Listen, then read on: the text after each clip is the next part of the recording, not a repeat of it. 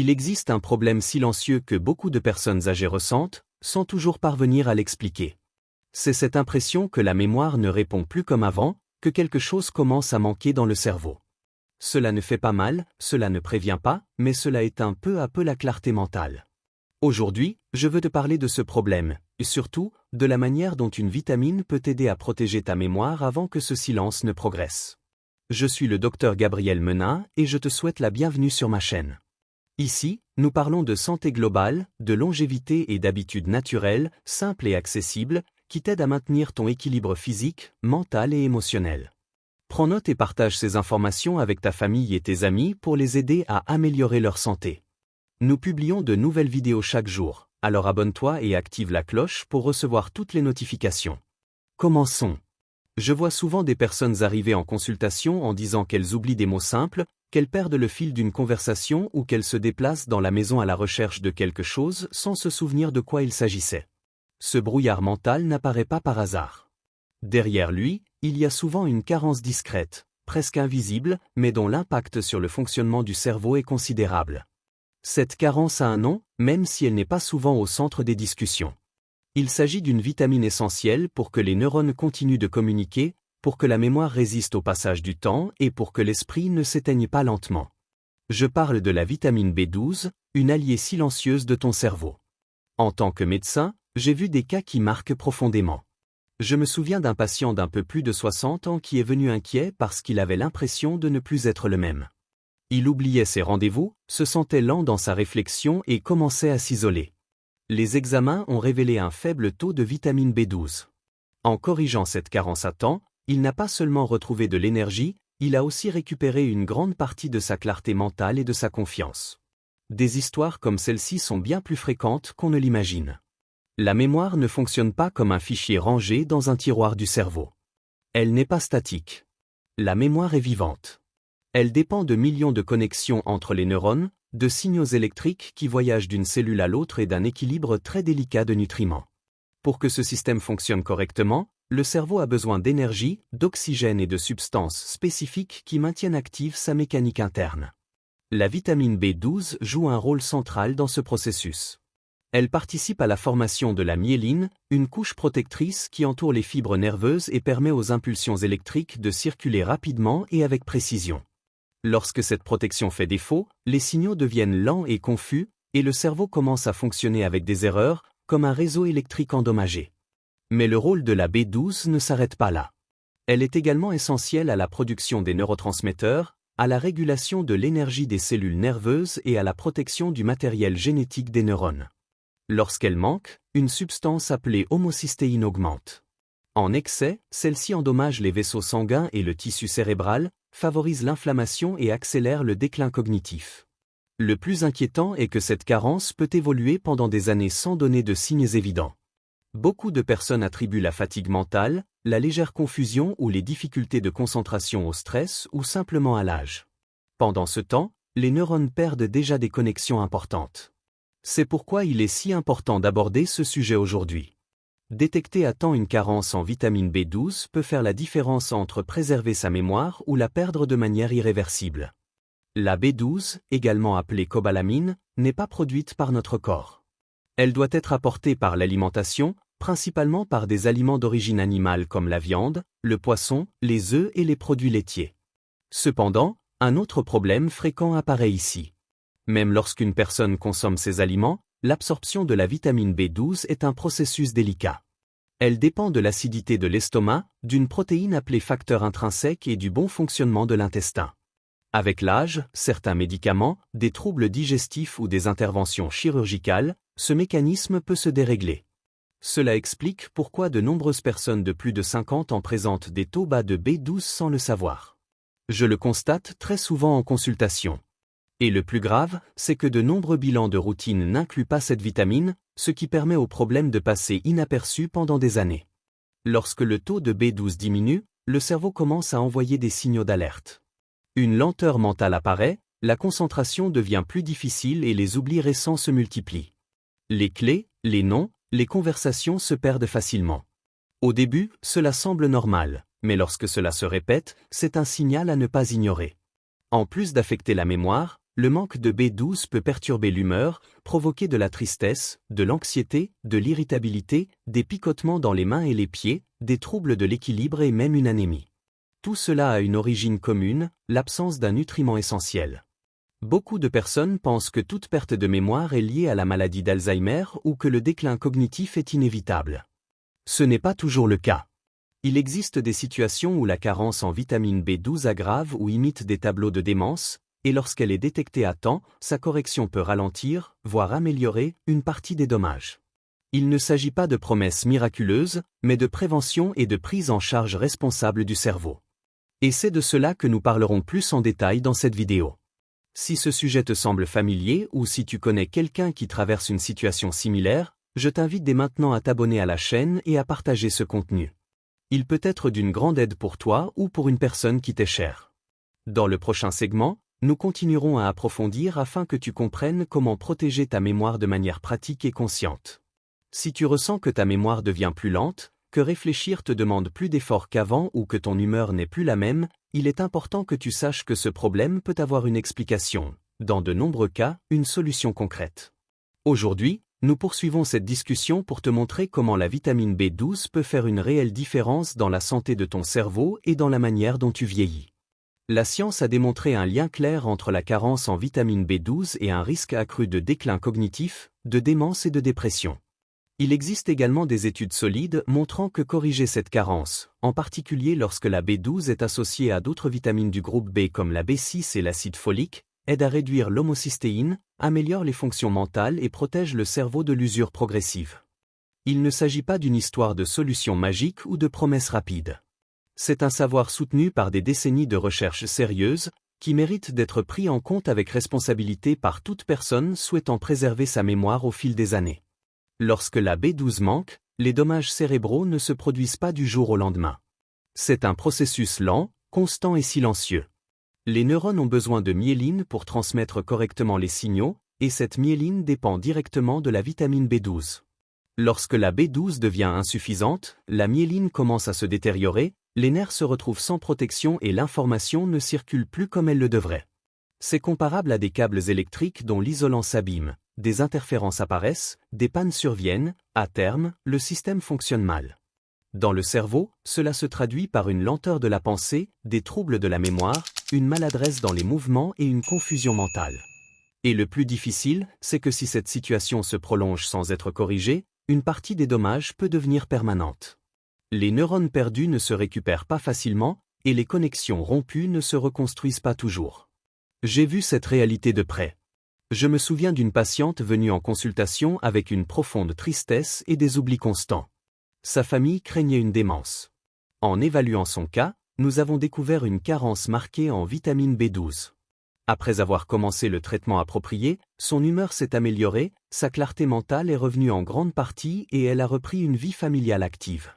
Cela ne se produit pas dans tous les cas, mais cela arrive suffisamment souvent pour ne pas être ignoré. C'est pourquoi il est si important d'évaluer les niveaux de vitamine B12 chez toute personne qui présente des changements cognitifs, en particulier si elle a plus de 50 ans, suit un régime restrictif, prend certains médicaments ou souffre de troubles digestifs. Le corps possède une grande capacité de récupération lorsqu'il reçoit ce dont il a besoin au bon moment. Une question clé se pose alors. Comment savoir si l'on souffre d'une carence en vitamine B12 ? Les examens courants mesurent généralement la glycémie, le cholestérol ou une numération sanguine de base, mais ils incluent rarement la B12. Et lorsqu'elle est mesurée, les valeurs considérées comme normales peuvent être trompeuses, car une personne peut se situer dans la norme tout en présentant des symptômes. C'est pourquoi une évaluation complète devrait inclure d'autres marqueurs, comme l'homocystéine ou l'acide méthylmalonique, qui augmentent lorsque la B12 ne fonctionne pas correctement dans l'organisme. Il est également essentiel que les professionnels de santé apprennent à reconnaître les signes de cette carence et qu'ils n'attribuent pas tout au vieillissement ou au stress sans approfondir les investigations. La bonne nouvelle, c'est que la supplémentation en vitamine B12 est sûre, simple et efficace. Elle peut se faire par voie orale ou par injection, selon le degré de carence et la capacité d'absorption de chaque personne. Dans les cas plus sévères, les injections permettent à la vitamine d'atteindre directement la circulation sanguine, et des changements peuvent être observés en quelques semaines. Beaucoup de personnes constatent une amélioration de leur énergie, de leur humeur et de leur clarté mentale en relativement peu de temps.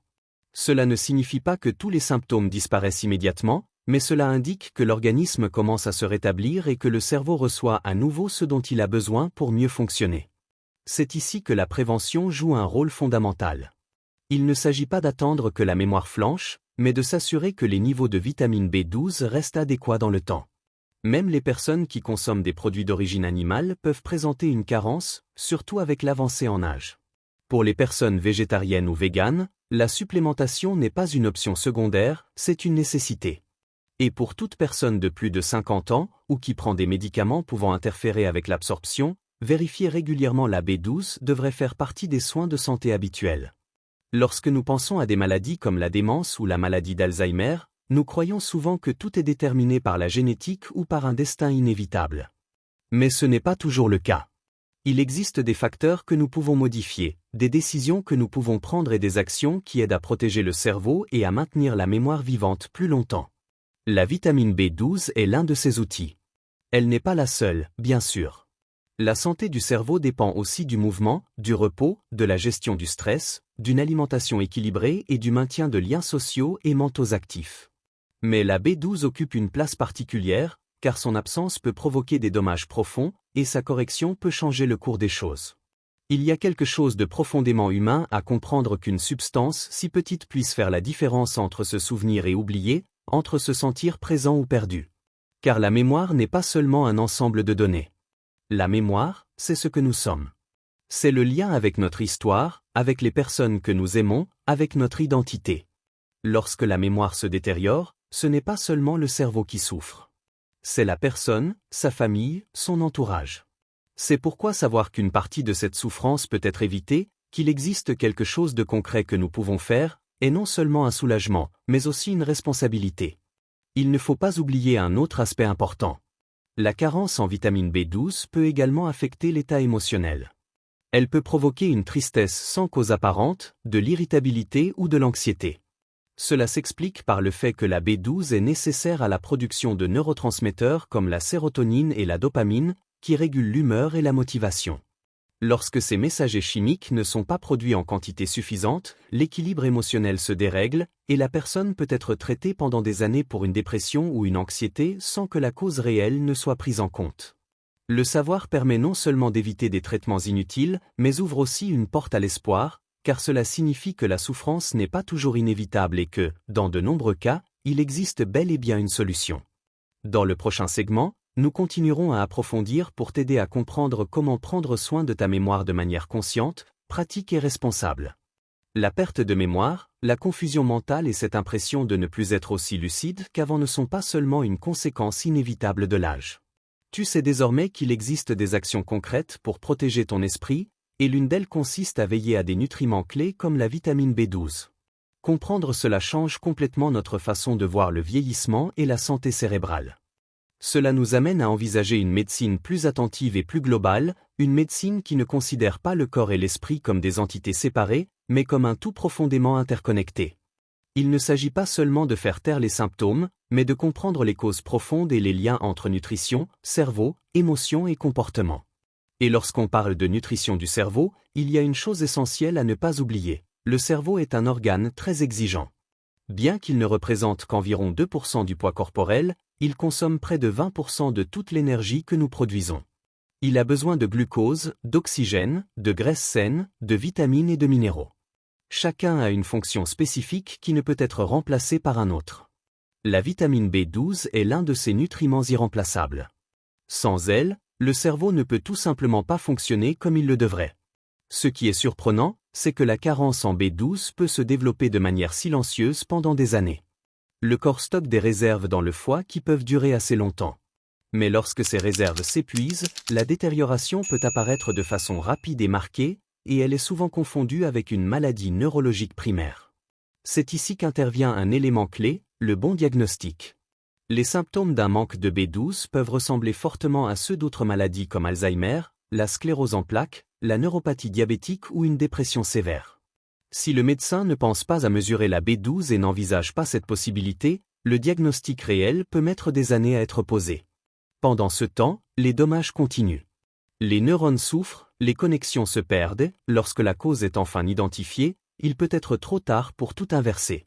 C'est pourquoi parler de l'importance de la B12 n'est pas seulement une question médicale ou de santé publique, c'est un acte de compassion et de respect pour la dignité humaine. Personne ne devrait souffrir faute d'avoir détecté à temps quelque chose d'aussi simple à évaluer. Il y a un autre point très important que je souhaite partager avec toi, le lien entre la B12 et l'inflammation du cerveau. Nous savons aujourd'hui que la neuroinflammation est l'un des facteurs centraux des maladies neurodégénératives. Lorsque le cerveau est enflammé, les cellules de soutien des neurones s'activent de manière excessive et commencent à libérer des substances qui finissent par endommager les neurones eux-mêmes. La carence en B12 favorise ce processus inflammatoire, non seulement par l'augmentation de l'homocystéine, mais aussi parce qu'elle affecte les membranes cellulaires, le fonctionnement des mitochondries et la capacité du cerveau à se défendre contre le stress oxydatif. C'est comme si le cerveau, privé de B12, se retrouvait sans protection et vulnérable sur plusieurs fronts à la fois. Que faisons-nous de toutes ces informations? Nous les utilisons pour prendre des décisions plus conscientes.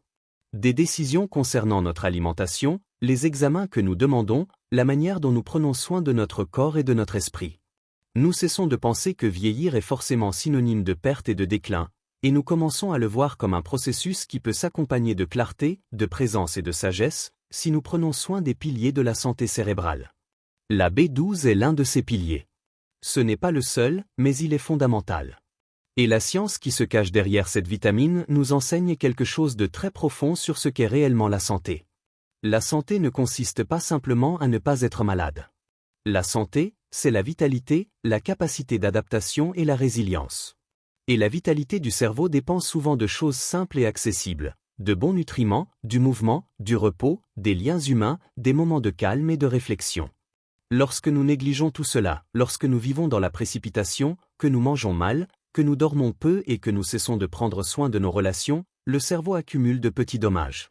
Un jour, nous réalisons que nous ne sommes plus aussi présents, aussi clairs, aussi connectés. Parfois, il peut être trop tard pour tout réparer, mais il n'est jamais trop tard pour commencer à prendre soin de soi. Nous pensons souvent que prendre soin de soi implique des changements énormes et compliqués. Et ce n'est pas toujours le cas.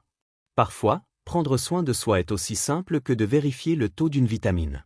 Parfois, c'est prendre un complément de manière régulière. Parfois, c'est écouter son corps au lieu d'ignorer les signaux et de continuer comme si de rien n'était.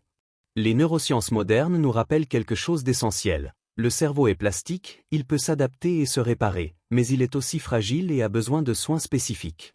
Ces soins ne sont ni un luxe ni une option, ils sont essentiels. Ils peuvent faire la différence entre une vieillesse lucide et une vieillesse enfermée dans l'oubli. Il existe aussi une dimension spirituelle dans tout cela. Comprendre que la mémoire et la lucidité dépendent de processus biologiques ne diminue pas ce qui est humain. Au contraire, cela nous rappelle que l'esprit et le corps sont profondément liés. Prendre soin du corps, c'est aussi prendre soin de l'âme. La capacité d'être ici, conscient et présent, n'est pas seulement une question psychologique ou philosophique, elle est aussi biologique. Nous ne pouvons pas tout contrôler dans la vie. Nous ne pouvons pas garantir que nous ne tomberons jamais malades ou que nous n'oublierons jamais quelque chose. Mais nous pouvons prendre des décisions qui augmentent nos chances de bien vieillir, de préserver notre mémoire et de protéger notre identité. Et l'une de ces décisions consiste à nous assurer que notre cerveau reçoit la vitamine B12 dont il a besoin. Cela peut sembler être un choix minime, presque anodin, mais ses conséquences peuvent être immenses. Cela peut faire la différence entre se souvenir et oublier, entre être présent ou absent, entre vivre pleinement ou simplement passer à côté de la vie. L'histoire de la médecine regorge d'exemples de ce type, des découvertes simples qui ont transformé la vie de millions de personnes. Comprendre que le scorbut était dû à un manque de vitamine C, que la pélagre était liée à la niacine, que l'anémie pernicieuse était associée à la B12. Ce n'étaient pas des avancées complexes, mais elles ont été profondément transformatrices. Aujourd'hui encore, certaines personnes perdent la mémoire et reçoivent un diagnostic de démence alors qu'elles souffrent en réalité d'une carence en B12. C'est douloureux, mais c'est aussi une opportunité. Cela signifie qu'il y a quelque chose que nous pouvons faire, que nous ne sommes pas totalement démunis et que nous ne devons pas accepter le déclin comme un destin inévitable. En tant que médecin, le docteur Gabriel Menat, j'ai vu des cas qui m'ont profondément marqué. Je me souviens d'un patient d'un peu plus de 60 ans qui est venu inquiet parce qu'il ne reconnaissait plus les dates ni les conversations récentes. Sa famille pensait à une démence précoce. En évaluant ses habitudes et en demandant les examens appropriés, nous avons découvert une carence importante en B12. Avec le traitement adéquat, en quelques mois, il a retrouvé clarté, assurance et sérénité. Des histoires comme celle-ci nous rappellent qu'il vaut la peine de regarder au-delà des apparences. Le savoir n'a pas besoin d'être compliqué ni inaccessible. Il est là, à la portée de tous, attendant simplement que nous y prêtions attention et que nous prenions soin de nous avec la même tendresse que nous aurions pour quelqu'un que nous aimons. Te demander aujourd'hui ce dont ton corps a besoin et ce dont ton esprit a besoin est un acte d'amour envers toi-même. Peut-être que la réponse est aussi simple que de vérifier ton taux de B12, d'ajuster ton alimentation ou de commencer une supplémentation. Peut-être s'agit-il simplement de t'arrêter et d'écouter. Le cerveau n'est pas seulement un organe. C'est le lieu à partir duquel tu vis, ressens, aimes et te souviens. En prendre soin est un acte de respect envers ta vie et ton histoire. Et savoir qu'il existe des choses que tu peux faire pour protéger ta mémoire est déjà, en soi, une forme de soin et d'espoir. Si ce message t'apporte de la clarté et que tu penses qu'il peut aider quelqu'un que tu aimes, je t'invite à le partager. Abonne-toi à la chaîne, laisse ton commentaire et active la cloche pour ne manquer aucune de nos vidéos, car nous publions chaque jour du contenu nouveau pensé pour ton bien-être. Et avant de conclure, prenons un moment pour remercier Dieu pour la vie, pour l'opportunité d'apprendre et pour la possibilité de mieux prendre soin de notre santé et de notre esprit. Sur la chaîne du Dr Gabriel Menat, nous sommes profondément reconnaissants de pouvoir t'accompagner, de contribuer à améliorer les habitudes et de protéger quelque chose d'aussi précieux que ta mémoire. Demain, une nouvelle vidéo t'attendra, avec des informations pratiques et accessibles.